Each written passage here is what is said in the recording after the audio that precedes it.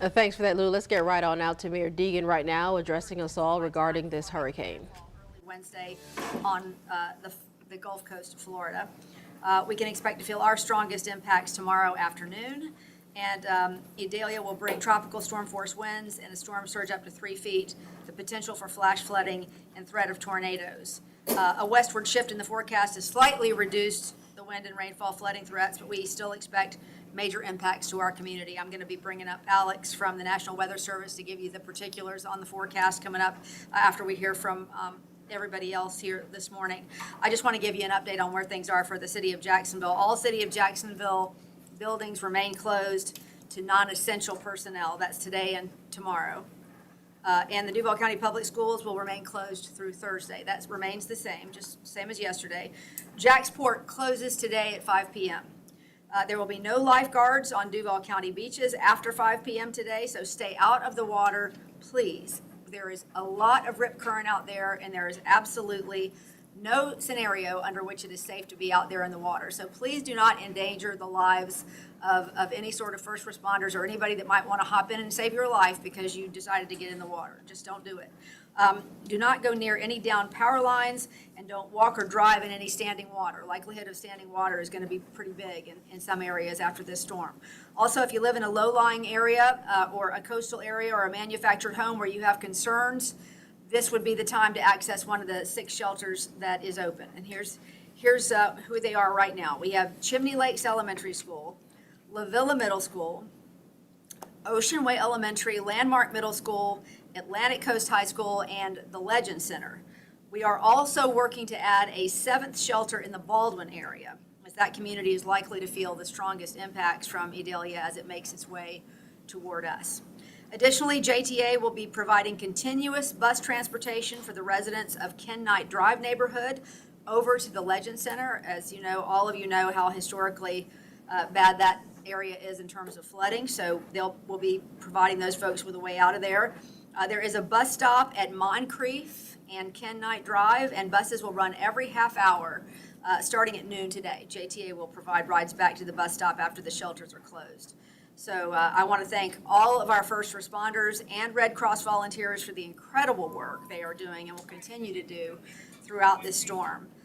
All of this information will be continuously updated at jaxready.com and the JaxReady app. So I'm going to turn it over now to Council President Ron Salem. Thank you, Mayor. I appreciate that. I just want to reassure the community the City Council is being updated throughout the day through various phone calls that we're having with them. Many of them will be out in the community in their districts assessing the damage and communicating that back to the emergency preparedness people. So we are prepared, and they will be updated tonight, tomorrow as well. So thank you, and let me bring up Sheriff Waters. Thanks, President. So JSO's patrol force will be moving in patrol assets on top of what we already have. 60 more tonight, 30 on the west side of the river and 30 on the east side of the river. Thursday, we'll ramp that up to 100 during the day, 100 additional, and 100 during the night additional. So we should have plenty of coverage, and we're ready to serve. I'll pass this over to Chief Powers.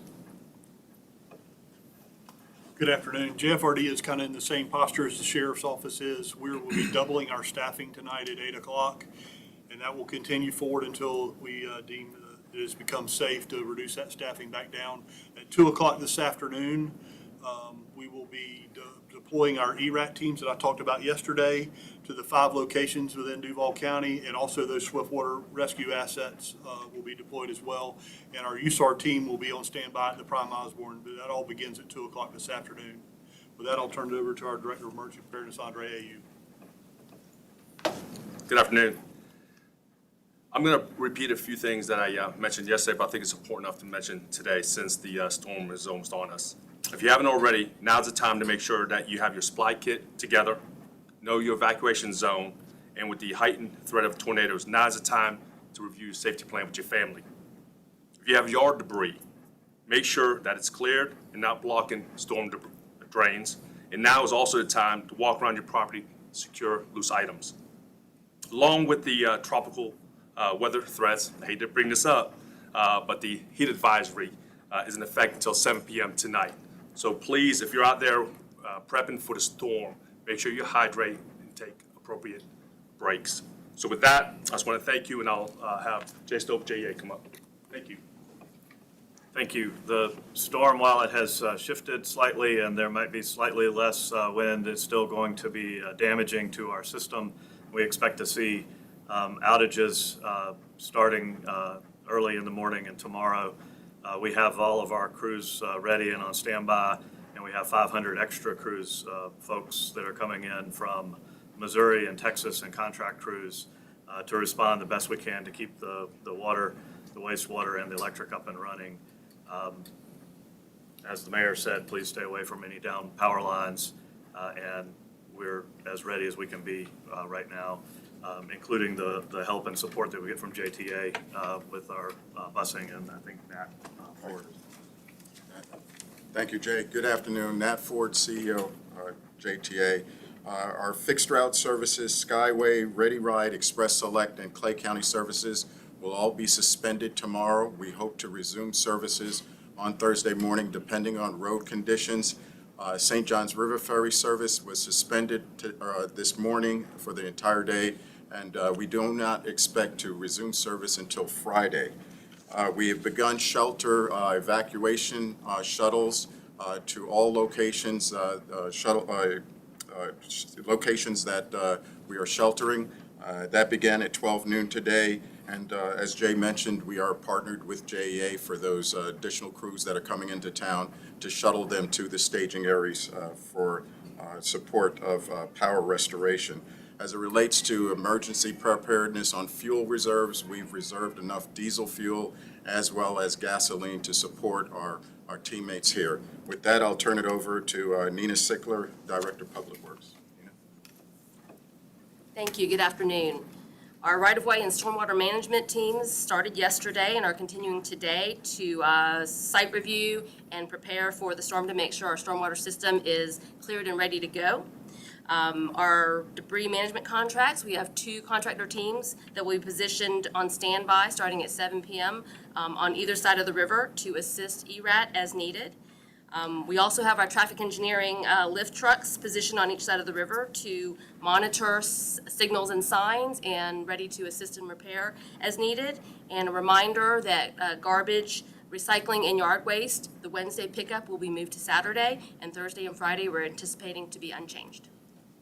And next, back to Mayor Deegan. Okay, so I'd like to bring up Alex now from the National Weather Service so he can give you more nuance on the forecast, and we'll answer any questions you have. Okay, so the latest update from the National Hurricane Center has just been released at 11 a.m. We are now looking at a near Category 2 storm out in the Gulf, and she's going to intensify through tonight into tomorrow up to landfall. And now we're looking at landfall of potentially a high-end Category 3. Though we've had a westward shift, it does not mean that our impacts are completely gone. It means that the winds are slightly reduced, but the strength of the storm and the speed of it is going to basically make it where it doesn't weaken as fast as it normally would if it was a slower-moving storm. The actual size of the storm, the wind field, the strongest part, is going to be fairly small and compact compared to a storm like Irma. So though we'll still feel those winds, hurricane force gusts look like they're going to be not as likely as they were, but potentially gusts up to 70 miles per hour are certainly possible. And I'll take any questions you guys have. I have a general question. Excuse me if I missed this. At what point will we shut down the bridges? Sure. Yeah. So we're going to monitor, usually 40 miles per hour sustained, but sometimes that varies. If you start having very strong gusts where vehicles will be in trouble, we're going to monitor that and start closing them down then. But we'll get with our partners at Florida Highway Patrol to determine that. But they're going to have people stationed at some of the bridges, especially the larger ones, to monitor the wind speed. 40 miles per hour sustained, but if the gusts get too high, we'll make a call then. But the mayor and I will talk about that also. Can you address any questions regarding possible evacuations? I know you were going to discuss that after yesterday's. Yeah, I'm sorry, I thought we released something on that yesterday, but no, we are not ordering any sort of mandatory evacuations. At this point, it doesn't look like there is a need to ask people to leave unless they feel like they are in a vulnerable place, if there are special needs, and they're just gonna feel better if they go to a shelter, if they're in a particularly low-lying area, and they're gonna feel better if they're in a shelter. That's when we'd ask people to. We've got those 6, now almost 7 shelters open. We have the ability to open more if we need them, but for the time being, we just don't see that evacuations are necessary. Is there a general timeline for when the storm, we're going to start feeling the impact of the storm, when it's going to be most intense, sort of hours of the day, and then when it'll finally move through and we'll be back to pre-storm conditions? Yes, so at this point, the prediction is that it will be making landfall in the Big Bend region around sunrise tomorrow, give or take an hour or so, and then proceed northeast and bring us our heaviest weather between the late morning hours, so around like 10, 11 a.m. through the afternoon hours, about 3 p.m. It's a quick moving storm, so those impacts are going to be a few hours, and then we're going to see improvements quickly into the evening as the storm moves to the north. Are you anticipating any storm surge at all at the beach? There's going to be some surge. There's a little bit of a southeast wind ahead of it, which would push a little water in, but really the winds are not going to bring a lot of water into the coast because it's going to shift pretty much somewhat offshore fairly quickly. So that's not going to be a pattern that sets up to, create a lot of surge. We're saying up to 3 feet, and that's kind of the worst case scenario at this point.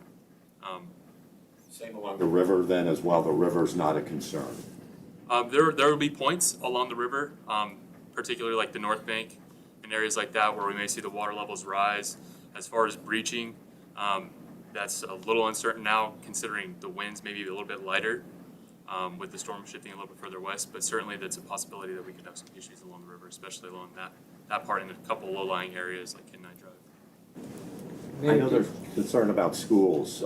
I know we've talked yesterday, but there's been, for Friday, the football games, people have been asking, are those events canceled or moved? We are monitoring the conditions, and we are hopeful that we will be able to have Friday night football. We will have to wait and see. We'll have more once we see the effects of the storm, but thank you for that question. Because we know some games have already been shifted.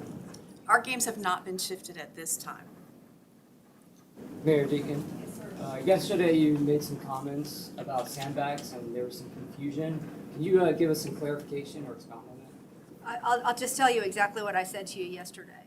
There has been for a while a determination that sandbags are of questionable help when it comes to situations like this. In fact, science simply does not support that they are helpful as much as they may cause water to remain in a place and not let it out. So I know that some people want sandbags. People are certainly welcome to do what they wish to do. I know that other counties are going with sandbags. In our view, the science simply does not support the use of sandbags as helpful to keep any water from really getting into a space. A question on the buses, again. You had mentioned that there's going to be bus service to the shelters. How do people do that? We know Kenai Drive, as the mayor mentioned, there's going to be a continuous shuttle, but for everything else, how does that work? Yes, so the pickup locations are Duncan Fletcher High School, Mayport Middle School, Jacksonville Beach Elementary, and Baldwin Middle High School. So we've started those shuttles running at 12 noon, and those are the places you could pick up a bus and then get transported to a shelter. Then we had heard there was concern, you say the bus service will continue tomorrow, regular JTA bus service until the winds? Today. We continue full service today, depending on weather and road conditions, and then we are planning, tomorrow is fully suspended. All of our transit services are suspended tomorrow with a hope that we'll bring back all fixed route and transit services Thursday morning, with the exception of the St. Johns River Ferry. It has moved to Green Cove Springs, and we'll need time to bring it back to get it in service. So in that case, we'll be out of service with the ferry Wednesday, Thursday, and Friday. Just want to make sure folks are safe, Jim. That's the biggest thing, right? No need to have all those folks on the roads. That's really the message today is just hunker down here over the next 24 hours or so, however long until we know that this storm has passed us by. It's going to be quick, as you heard, but we don't want people trying to get through standing water. We don't want people, touching down power lines. There are possibilities of isolated tornadoes all over the place. That's probably the biggest possibility that we're going to have here in some of our areas. So we just want people off the roads and out of the way as much as they can be. It's been a rough week for Jacksonville. Thoughts? Well, it has been a rough week, but that's what we're here for, right? We're here to be here for the community in times of difficulty, and these people behind me have done amazing work and continue to do so. So that's why we're here. So thank you. Thank you all. I appreciate the questions. Y'all have a wonderful day.